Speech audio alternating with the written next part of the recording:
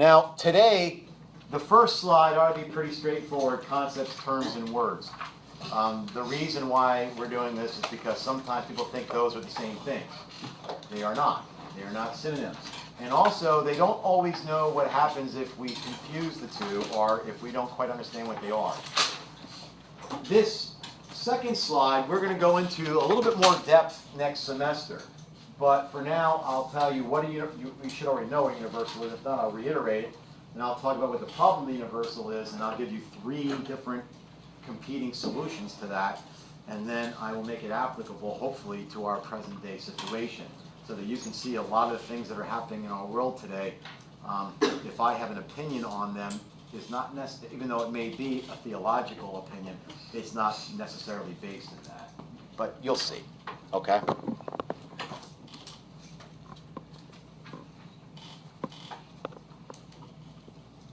Okay, first off, a concept. Concepts are in the mind. Now, remember, you know me, there's things I'm going to say that are not up there, and they are also important, all right? A concept is in the mind. It is immaterial, okay? It's immaterial.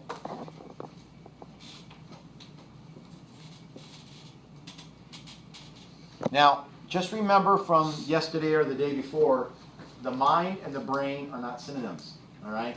The brain is the organ of the mind. And yes, if there were damage to the brain, it would affect our mind, but the brain and the mind are not synonyms. We're not materialists. So the intellect and these concepts are spiritual faculties within the mind, okay? So if we have this concept, this is a concept, love. It's in the mind, it's immaterial, and no one else has access to it. What a term does, there's parts missing. That's why I went over there and clicked it. It doesn't matter. I'm not sure what happened. A term is an expression of the concept. Now, and we're going to go over this. So if at first it's not striking you as something that's clear, hold on. Now, I had no way to express it except through that. But I have this concept of love in my mind. That's immaterial. Terms are also immaterial. The difference between a term and a concept, like if I ask you, which of those two are private? A concept is private.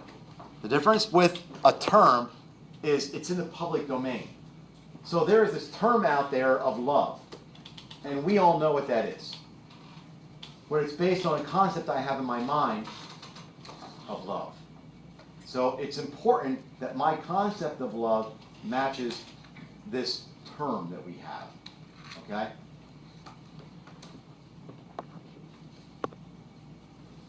Words now are physical. So if I ask you out of concepts, terms, and words, which one of those are physical? Words. The other two are immaterial. Of the other two, though, only concepts are private. Terms are public. All right? Words are linguistic expressions of a term. They're the physical aspect. Yeah.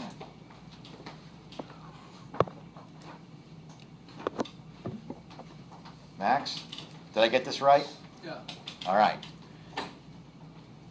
So the physical expression in Chinese of love is that character. Okay?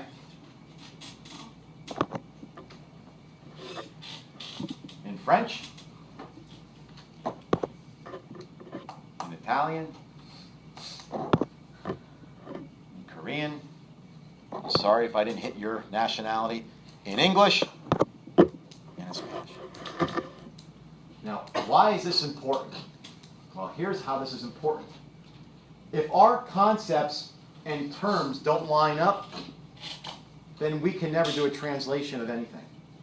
First of all, there's always problems with translations because translations are known to be lies. That's kind of like an overstatement. But the reality is that what a translator does is try to match the term based on a concept. You know, so depending on what you're reading, and I can't remember what I was reading.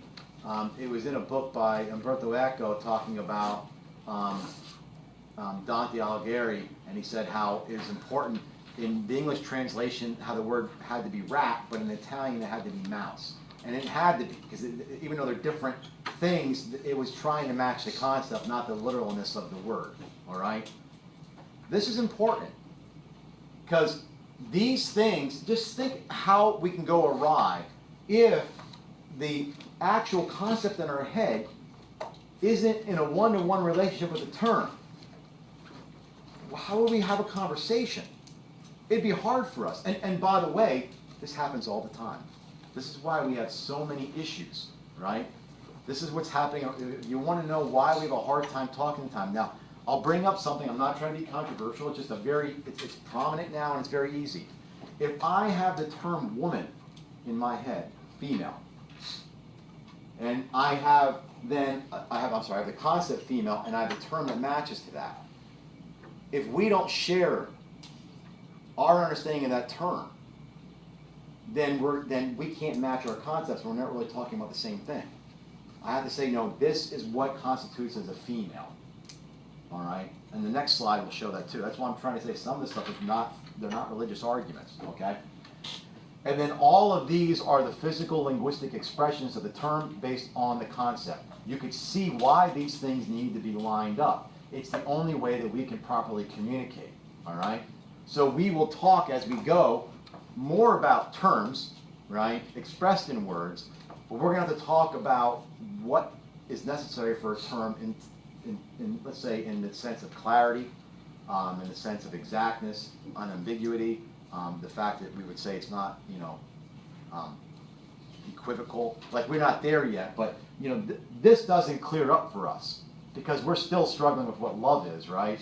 We don't really have this pinned down. So if I say I love you, I love my wife, and I love reading, nobody would think I'm talking about the same thing in love. So I'm equivocating. So we're still going to have issues, all right? And if I say, this has been happening all day, something's going on with that internet. Your computer has gained understanding. That's pretty good. A new version of Java? Seriously? Okay. So just to sum it up, concepts are known as terms. So we all know the term. That's the thing that we share publicly. The concept that I have and that you have are in our heads. They're private. I don't have access to that concept. But if that concept isn't expressed in the same type of term that I have, then we're going to have a hard time communicating. It's like we're going to be arguing about two different things. Have you ever seen people argue past each other? Or they're arguing and you want to step in and say, wait a second. Do you guys realize you're talking about two different things here?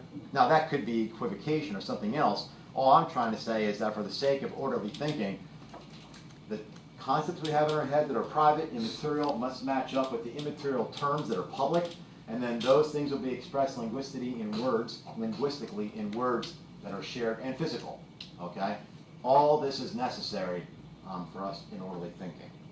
Okay? Any questions on this? Now, see, I'm very visual. Do you see what I did? I have to do this kind of stuff. So I am telling you, if you struggle with learning something, I don't care what it is, and you have to read it 3 times, and then you have to map it out, and it takes you 5 times longer than everybody else, you got a choice. Don't do it, or do it. Whining never helps.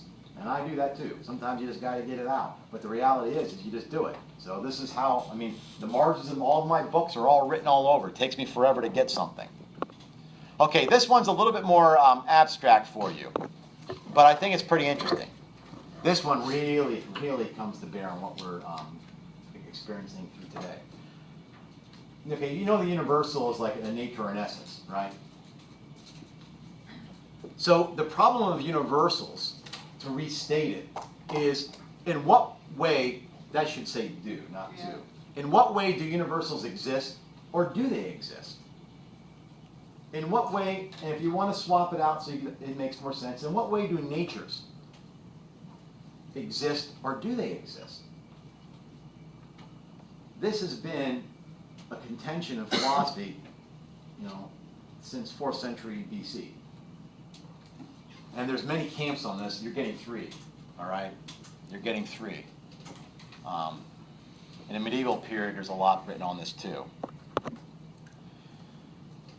Why is this important? This affects man's understanding of natures or essences. That's pretty important, because that means do we know what a thing is? This affects man's understanding of natures or essences. Did anybody read through this section? Just the one you read through, Emily, and found it a little... Yeah, that's really Yeah. Hopefully I can clear it up here. And is it of natures? Yeah. Understanding of natures or essence. Okay. So, what this then is trying in effect to resolve, what is the relationship, ultimately,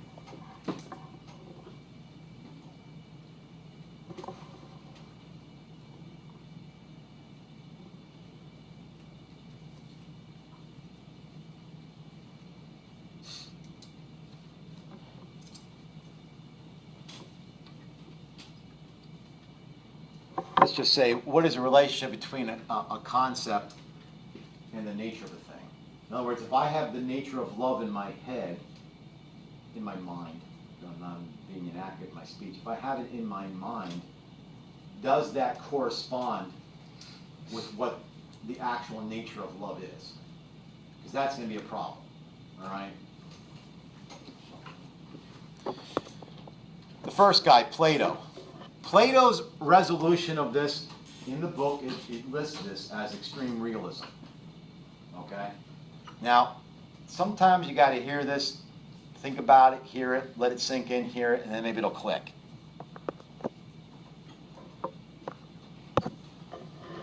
Now, you don't need to write down what's on this. This is not my graphic. It's a graphic I pulled off of the internet.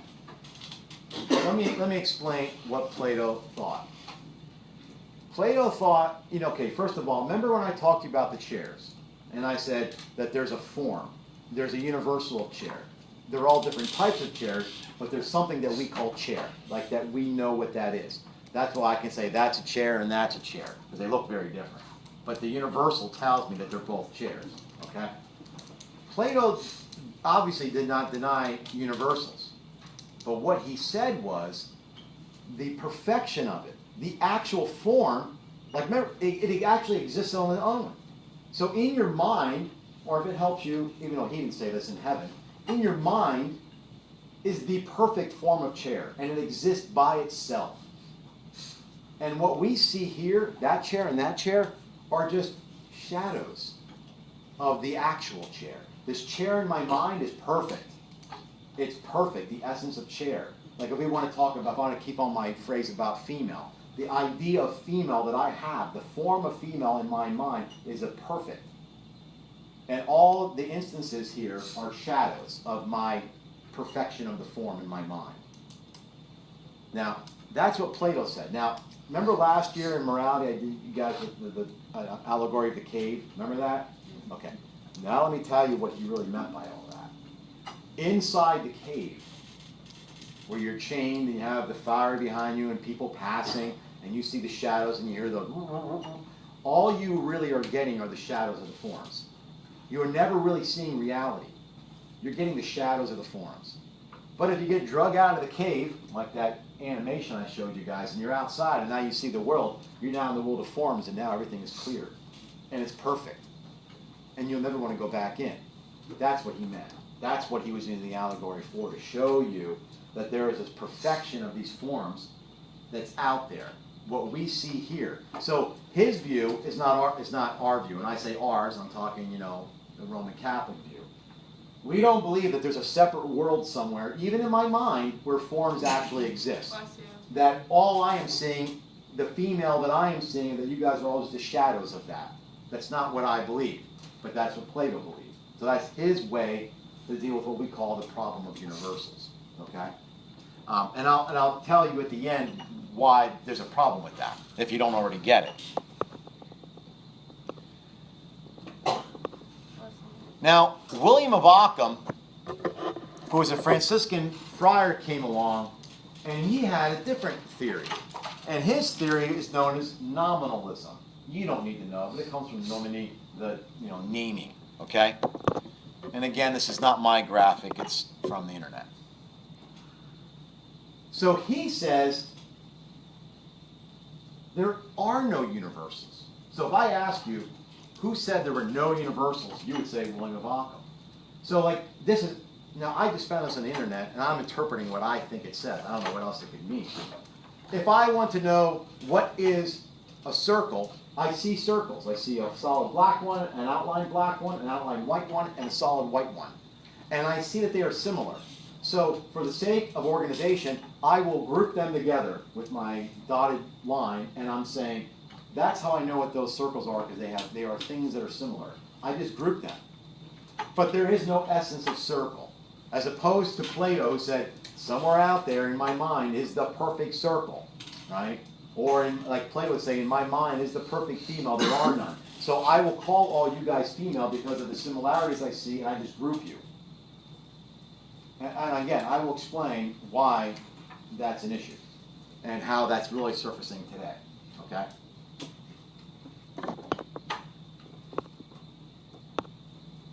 Aristotle, who always hits the middle road, right? In virtue theory, the famous line is in medium stat virtu. Virtue stands in the middle. He always does that, right? He came up, and by the way, not that you really need to know, but Avincia and also Thomas Aquinas and many others would fall into this group. And by the way, this would be the Roman Catholic position too, just so you know, okay?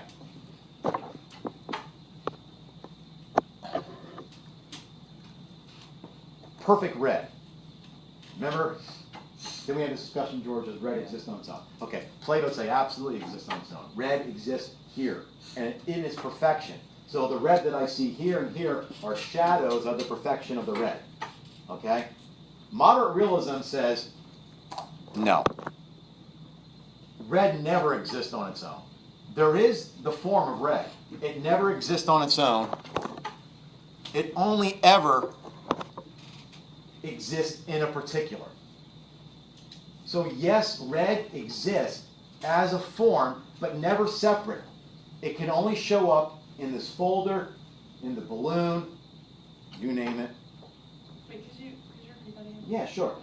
Red against Plato, he says red never existed separately in its own realm. But against Ockham, it is still universal. But it only ever shows up in a particular thing. A balloon, a folder, a hair, you name it. Red only shows up in the particular. So we say, against Ockham says, well, there's no such thing as red. I mean, in essence of a universal, we just group those things together. Now, I got to tell you, Renee got scared of this because he thought it was going to be it, you know, coming out of the sewer. Oh. And then I told him how it ended. Everybody got mad at me. You guys know how it ends, right? It's such an old book, though. Okay, that's what I said. When I said how it ended, they all yelled at me for ruining. I said, okay, it's an older book, and it was on TV last night. They haven't changed anything, but you ruined it for us. I said, well, let me just so I know. Don't Beauty and the Beast ruin it. I won't. Yeah, Beauty and the Beast get that's together in what's the end, in fun. case you didn't see that one. I ruined it for you. What? So would this mean that What? hold on a second. That's okay. That's okay. No, I'm gonna go have If you think about it, you bring it up. But let me, let me do this. Let me explain what the issues are with these things. If we go with Plato, oh yeah, go ahead. So does that mean we cannot think of something that has no base in That reality? never shows up in a particular. Correct. So like we can't think of like say a new color or something like that. Like because Yeah, I it guess has no base if in I'm reality. following you right correctly, we only know things. Well, first of all, we learn everything through sense perception. Now we might be able to argue that a little bit, but that's how we know the world, through our senses. Well, You know. no, like I understand you can still think of things like a unicorn or something. Yeah. But that still, if you think about it, has a base in reality. Absolutely. You're basing it off of the idea of a horse with an animal horn. Yes. But like a new color, the only colors we can know are the ones that we see, so we can't really imagine something we can't see. Correct. I would say correct. You know, unless there's something about that I'm, not picking up on right now. But I could at least say that we could never like think of a color. And triangle is the one that I remember a professor telling me you can never picture the perfect triangle. So he would say, picture a triangle. And then he'd say, was it a right triangle, an isosceles, an equilateral? And it was always one of those. He said, see, you can't think of anything except in the particular. But yet we believe that there is the universal of triangle. It just appears in the isosceles, the equilateral, and the right triangle.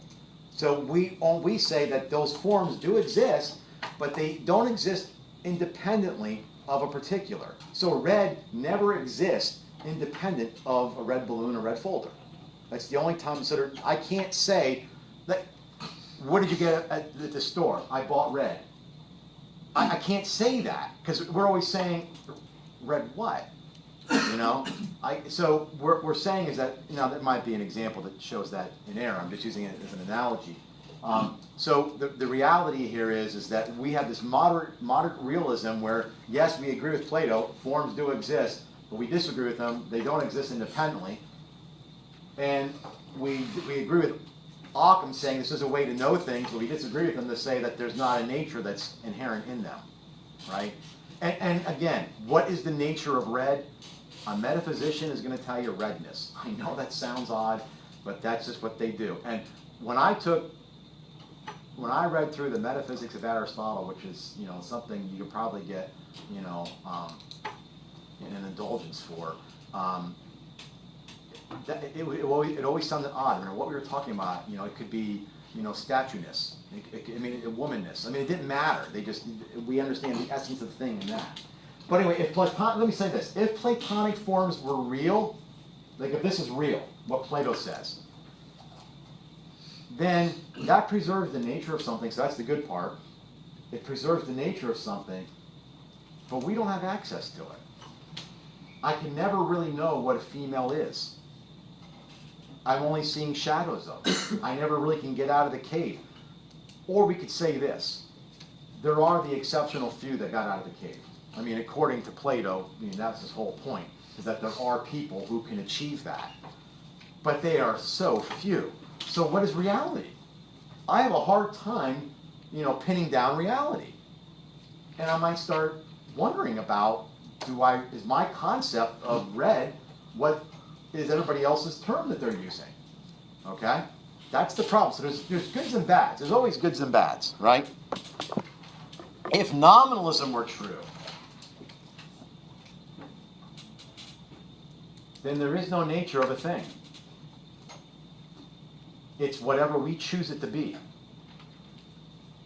In other words, we would call it today a social construct.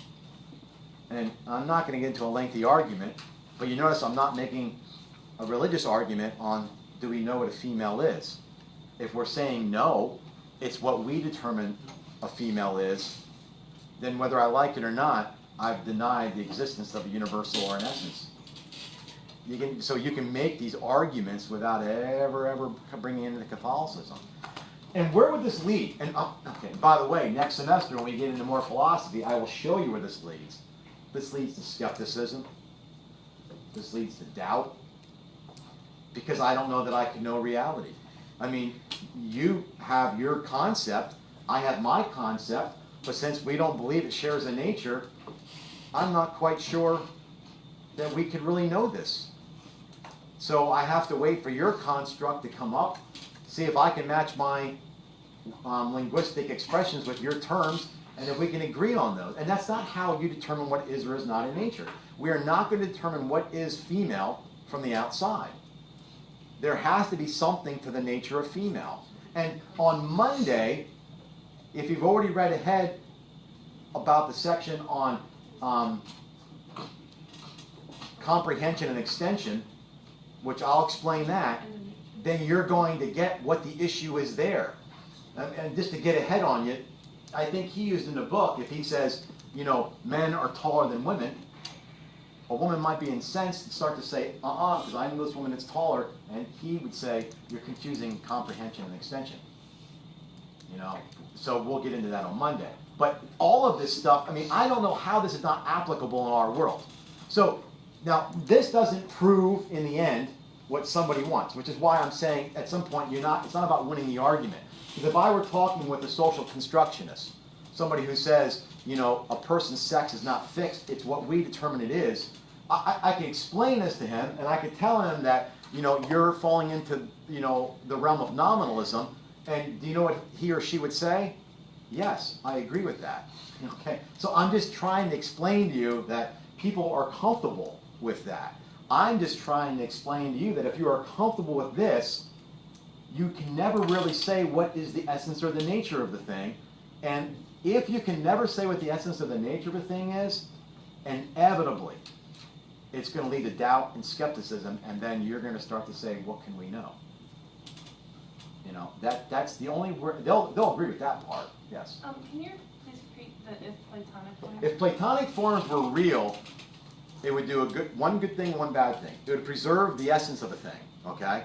So it would preserve the fact that femaleness does exist. There is a nature to female. But it would limit access to it, except for an exceptional few. I mean, you'd have to be like, you know, I don't know. I guess if you had, So it would you know, preserve in essence. it would preserve an essence, but it would only allow access to very few. Whoever got out of the cave. If you didn't get out of the cave, then all I'm looking at are shadows of womanness that are just material, imperfect representations of the perfect form. I never get to see the perfect nature of the female. Wouldn't that also mean that everything concrete is essentially worth less by definition Yes. than anything? Yeah, the immaterial, well, yeah. Oh, that's a Plato thought. The immaterial is perfection, the material is imperfection. So anything concrete that can be measured or weighed, it doesn't rise to the level of its spiritual counterpart, or the spiritual counterpart just exceeds it, you know, that type of thing. And there's other stuff, like next semester we have more time to flesh this out, like you guys that watch The Matrix, this all stems out a part of that too. Don't worry about this now. I'm not trying to give you more terms than you need, but there's a term called solipsism, that all reality is in my head. Well, you're starting to get into Platonic ideas, right? I mean, it's all here. Well, I don't know if you exist. I mean, we'll talk about this next semester. Rene Descartes thought the same thing. Rene Descartes, his argument for how he knew he wasn't being deceived by some belligerent demon was that God would not let that happen. In other words, I don't really know what's going on out here, but God created me, he won't let that happen, so he protects me. I mean, that was kind of his argument. If it sounds not convincing to you, well, you're in my camp, you know? So what happened after Rene Descartes? Skepticism and doubt. This is part of the problem, right? So there's variations on this, but the reality is this is our position as Roman Catholics, moderate realism. Forms and natures exist, but they only ever appear. The essence of woman, or female, only ever appears here in these particulars. It doesn't exist out there in the realm. But against William of Ockham, who was, again, a Roman Catholic, you know, theologian, against him, we say that there is a nature. Okay? It's not just us saying, well, there's similarities, so we group you together. That type of thing. Sorry, what's after the If nominalism were true, there are no essences or natures. And it's going to lead to skepticism, doubt, and so on and so on. And again, if I were talking, and I have been talking to people who are well-educated, extremely nice philosophers who agree with nominalism. And if they say, yes, but that leaves you in skepticism and doubt, they say, yeah, that stinks, doesn't it? But that's just the reality. The reality is we don't know. You know, so then you wind up in a social construct. It's what we choose. We'll have to choose this. So here's, let's say what a female is, and we'll determine the limitations of that. I mean, you wind up that way. But the reality is that goes across the board. You can't just pick and choose and say, well, we like it here, but not there.